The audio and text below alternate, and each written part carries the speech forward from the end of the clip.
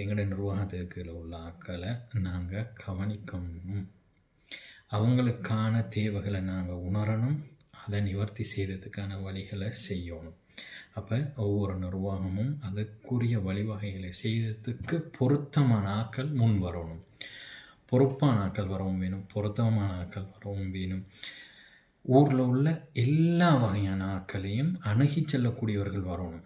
அதான் மிக சிறந்தது. என்று சொன்னால் நிர்வாகம் செல்லுது ஒரு ஊரை பொது அமைப்போ, அவங்களுக்கு ஊரில் உள்ள இவர் நல்லவன், இவர் கூடா, இவனோட வேலை செய்யலாம், இவனோட வேலை செய்யலாம், இவனுகள் அப்படி அவனுங்கள் அப்படி, இது நமக்கு தேவையில்லாத உண்டு.